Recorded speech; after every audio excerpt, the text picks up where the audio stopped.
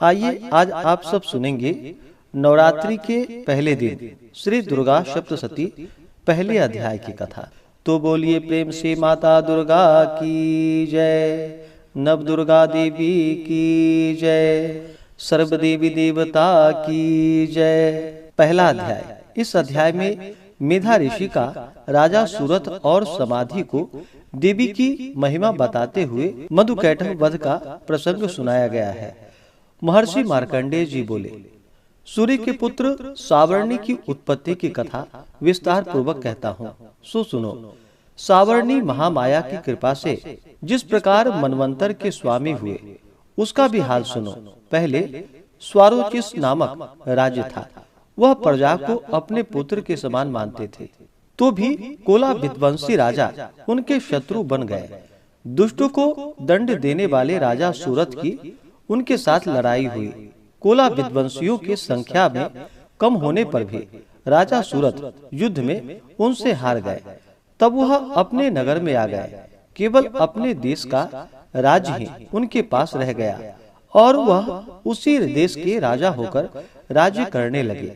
किंतु उनके शत्रुओं ने उन पर वहां आक्रमण कर दिया।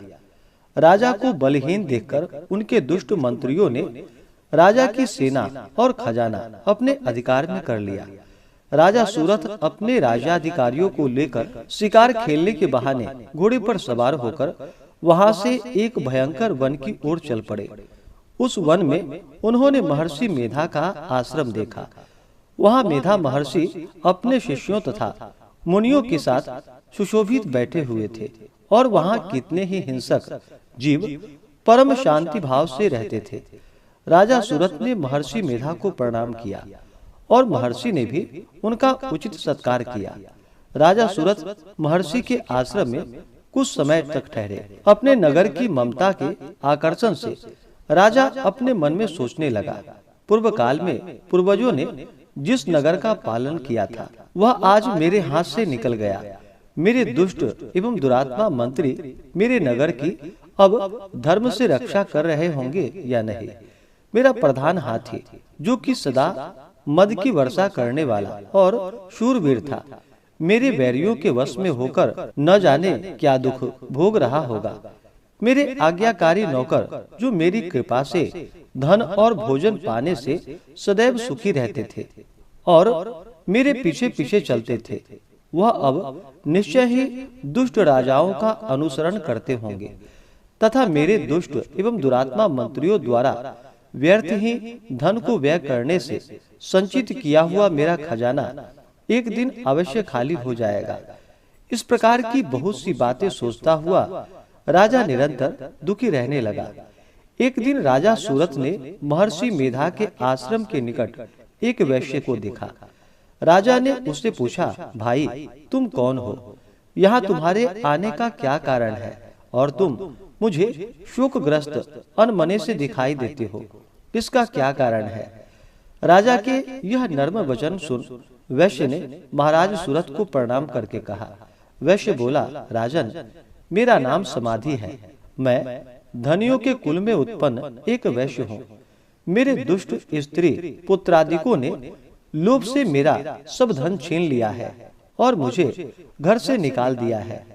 मैं इस तरह से दुखी होकर इस वन में चला आया हूँ और यहाँ रहता हुआ मैं इस बात को भी नहीं जानता कि अब घर में इस समय सब कुशल है या नहीं।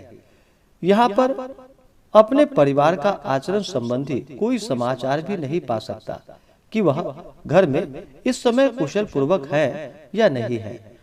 मैं अपने पुत्रों के संबंध में यह भी नहीं जानता कि वह सदाचारी है या दुराचार में फंसे हुए हैं। राजा बोला, जिस धन के लोभी स्त्री पुत्रों ने तुम्हें घर से निकाल दिया है, फिर भी तुम्हारा चित्त उनसे क्यों प्रेम करता है? वैश्य ने कहा, मेरे विषय में आपका ऐसा कहना ठीक है, किंतु मेरा मन इतना कठोर नहीं है। यद्यपि उन्होंने धन के लोभ में पड़कर पितृ स्नेह को त्याग कर मुझे घर से निकाल दिया, तो भी मेरा मन में उनके लिए कोई कठोरता नहीं है। हे महामते, मेरा मन फिर भी उनमें क्यों फंस रहा है? इस बात को जानता हुआ भी मैं नहीं जान रहा। मेरा चित्त उनके लिए दुखी है। मैं उनके लिए लंबी लंबी सांस ले रहा हूँ। उन लोगों में प्रेम नहीं है, फिर भी ऐसा निस्नेहियों के लिए मेरा हृदय कठोर नहीं होता। महर्षि मार्कंडेय जी ने कहा कि हे ब्राह्मण, इसके पश्चात महाराज सूरत और वह वैश्य दोनों महर्षि मेधा के समीप गए और उनके साथ यथा योग्य न्याय संभाषण करके दोनों ने वार्ता आरंभ की। राजा बोले कि हे भगवान, मैं आपसे एक बात पूछना चाहता हूँ, सो आप कृपा करके मुझे बतलाइए। मेरा मन अधीर नहीं है, इससे मैं बहुत दुखी हूँ। राज्य धनादि की चिंता अभी तक मुझे बनी हुई है और मेरी यह ममता अज्ञानियों की तरह बढ़ती जा रही है। और यह समाधि नामक वैश्य भी अपने घर से अपमानित होकर आया है। इसके स्वजनों ने भी इसे त्याग दिया है। स्वजनों से त्यागा हुआ भी यह उनसे हार्दिक प्रेम करता है। इस तरह हम दोनों ही दुखी हैं। हे महाभाग, उन लोगों के अवगुणों को देखकर भी हम दोनों के मन में उनके लिए ममता जनित आकर्षण उत्पन्न हो रहा है।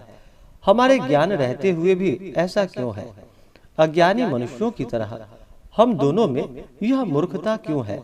महर्षि मेधा ने कहा, विषम मार्ग का ज्ञान सब जंतुओं को है। सबों के लिए विषय पृथक पृथक होते हैं। कुछ प्राणी दिन में नहीं देखते और कुछ रात को, परंतु कई जीव ऐसे हैं जो दिन तथा रात दोनों में देख सकते हैं। यह सत्य है कि मनुष्यों में ज्ञान प्रधान है, किंतु केवल मनुष्य ही ज्ञानी नहीं होता।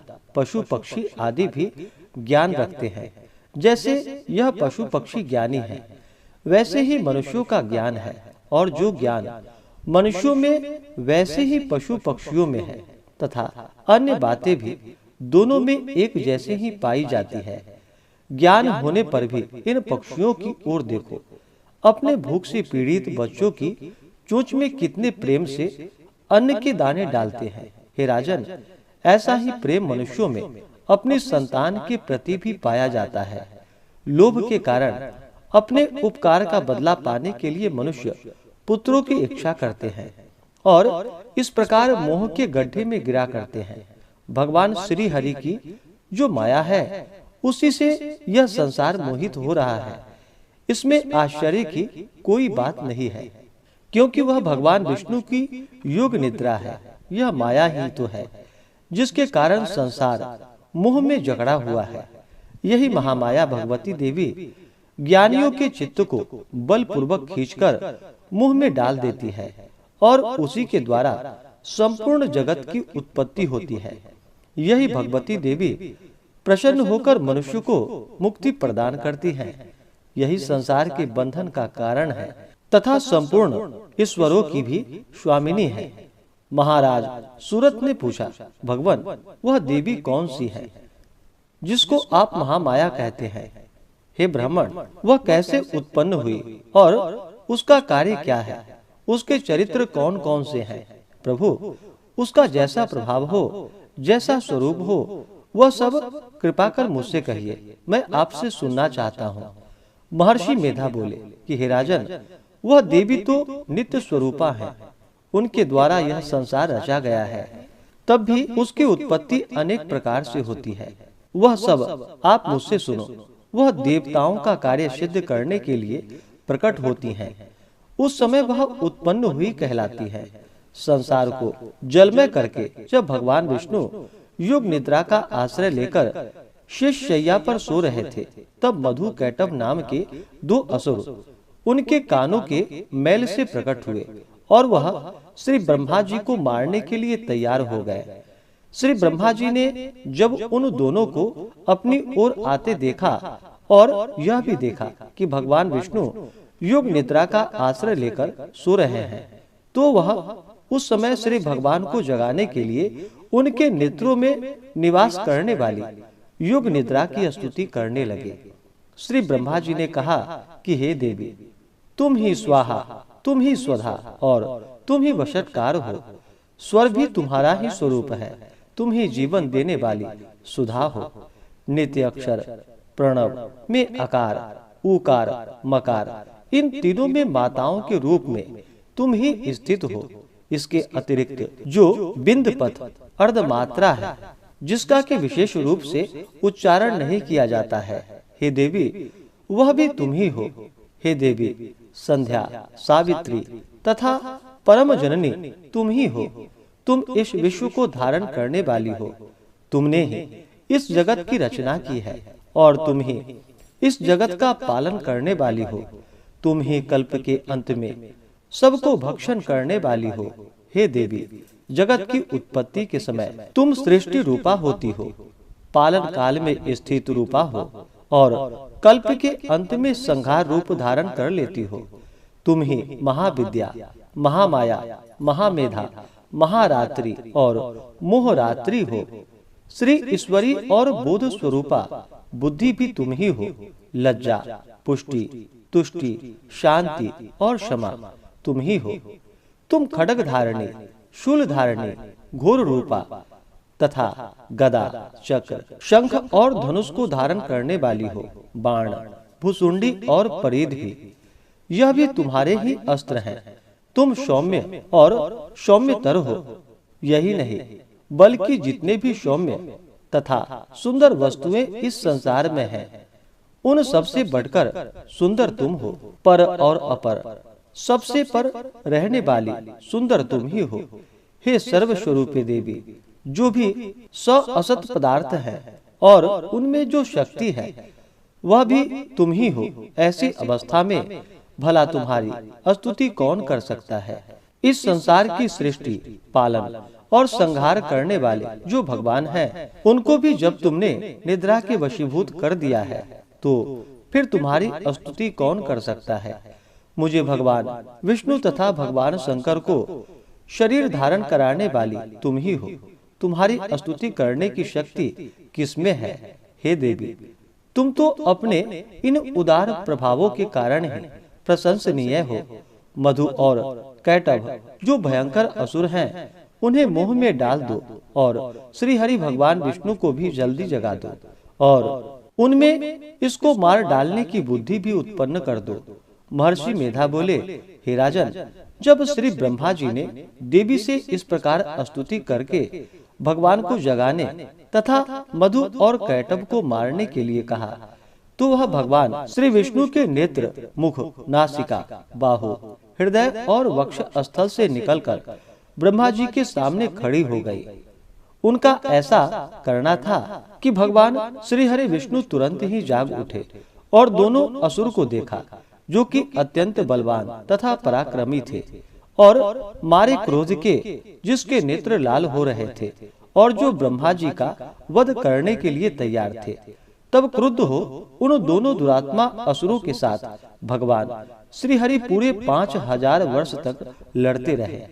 एक तो वह अत्यंत बलवान तथा पराक्रमी थे, दूसरे महामाया ने भी उन्हें मोह में डाल रखा था।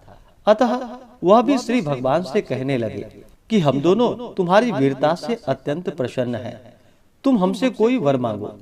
भगवान ने कहा, यदि तुम मुझ पर प्रसन्न हो तो अब तुम मेरे हाथों से मर जाओ। बस इतना सा ही वर मैं तुमसे मांगता हूँ, यहाँ दूसरे वर से क्या प्रयोजन है। महर्षि मेधा बोले, इस तरह से जब वह धोखे में आ गया और अपने चारों ओर जल ही जल देखा, तो भगवान श्री हरि से कहने लगे, जहाँ पर जल न हो, सूखी जमीन हो, उसी जगह हमारा वध कीजिए। महर्षि मेधा कहते हैं, तथा अस्तु कहकर भगवान श्री हरि ने उन दोनों को अपनी जांघ पर लिटाकर उन दोनों के सिर काट डाले। इस तरह से यह देवी श्री ब्रह्मा जी के स्तुति करने पर प्रकट हुई थी। अब तुम उनके प्रभाव का वर्णन सुनो। अब तुमसे उनके प्रभाव का वर्णन करता हूँ, सो सुनो। इस प्रकार से श्री दुर्गा सप्तशती में पहले अध्याय की कथा पूर्ण हुई। तो बोलिए प्रेम से दुर्गा माता की जय, नव दुर्गा देवी की जय।